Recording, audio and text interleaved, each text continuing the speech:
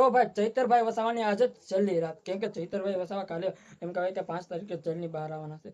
જે મિત્રો તમને બધા લોકોને ખબર છે કે ચૈતરભાઈ વસાવા એમ કહેવાય કે ચૈતરભાઈ વસાવા 1 મહિનાથી વધુ જેલની અંદર બંધ છે. જે મિત્રો હાલ સોશિયલ મીડિયાની અંદર તમે લોકો જોતા હશો કે ચૈતરભાઈ વસાવા હાઈકોર્ટમાં ગયા હતા, એ પણ મોટા સમાચાર આવી ગયા હતા. જે મિત્રો ચૂંટણીની મુદત માંગવા ગયા હતા. જે મિત્રો એવું કહેવામાં આવે છે હાલ સોશિયલ મીડિયાની અંદર બધા લોકોને ખબર છે કે ચૈતરભાઈ વસાવાને 7 વર્ષની જેલ પડી હતી અને તેમની સાથે 8 થી 9 લોકો પણ હતા. જે મિત્રો ખુદ ચૈતરભાઈ વસાવાના પત્ની અને ખુદ ચૈતર વસાવાના બેન પણ હતા. જે મિત્રો એની બેનના પાસે 18 દિવસનું બાળક હતું અને બેન ખુદ ચૈતરભાઈ વસાવાની બેન.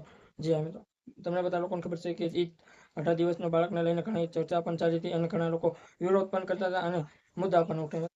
એ બાદ તમને બધા લોકોને ખબર છે કે એ 18 દિવસના બાળકને અને તેમની માતાને જેની બહાર આવી ગયા હતા.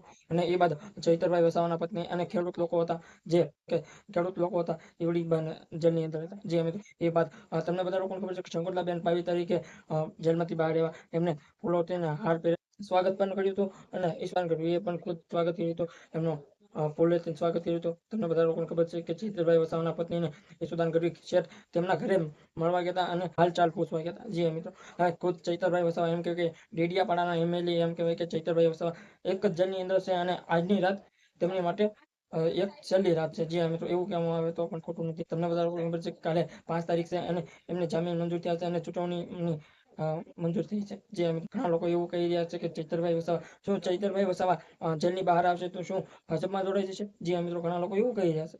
હાલ સોશિયલ મીડિયાની અંદર લોકો સવાલો કરી રહ્યા છે, લોકો અવાજ ઉઠાવી રહ્યા છે. ચૈતરભાઈ વસાવા જેલમાંથી બહાર પણ નથી આવ્યા.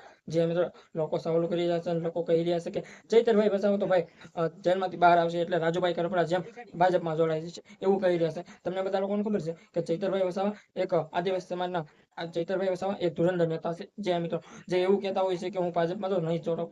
હા, જે તમને બધા લોકોને બીજી પણ ખબર, રાજુભાઈ કરપડા એમ કે 118 દિવસ જેલની અંદર જતા, એ બાદ જેલની બહાર આવ્યા, ડાયરેક્ટ આમ આદમી પાર્ટીને છોડીને ડાયરેક્ટ ભાજપમાં જોડાયા. જે મિત્રો તમને બધા લોકોને ખબર છે કે એ મુદ્દે અત્યારે લોકો સવાલો કરી રહ્યા છે કે ચૈતરભાઈ વસાવાને એટલે નાના નાના કેસમાં ચૈતરભાઈ વસાવાને મોટી મોટી સજા થાય છે. જે મિત્રો એવું કહી રહ્યા છે કે ઘણા લોકો એટલે ચૈતરભાઈ વસાવા ભાજપમાં જોડાઈ જાય અને એમને કોઈ દે જેલમાં જ ન જવું પડે. જે મિત્રો એવું કહી રહ્યા છે ઘણા લોકો.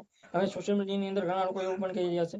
જે મિત્રો આદિવાસી સમાજના લોકો ઘણા ખુશ પણ થઈ રહ્યા છે, કેમ કે આદિવાસી સમાજના એક ટાઈગર હીરો આવી રહ્યા છે જેલમાંથી બહાર. જે મિત્રો આદિવાસી સમાજના લોકો ખુશ થઈ રહ્યા છે અને ફૂલોથી સ્વાગતની તૈયારીઓ પણ કરવા મળ્યા છે અને ઢોલ અને ડીજે અને સ્વાગત કરી રહ્યા છે ચૈતરભાઈ વસાવા. જે મિત્રો શું લાગી રહ્યું છે મિત્રો કાલે ચૈતરભાઈ વસાવા જેલમાંથી બહાર આવશે, જેલમાંથી બહાર આવીને ભાજપમાં જોડાઈ જશે, આમ આદમી પાર્ટી છોડી દેશે.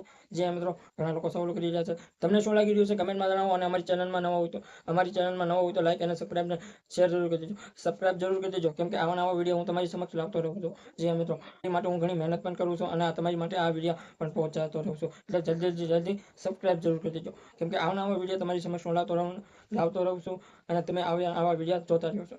એટલે જલ્દી સબસ્ક્રાઈબ કરી દેજો. જય હિન્દ, જય ભારત.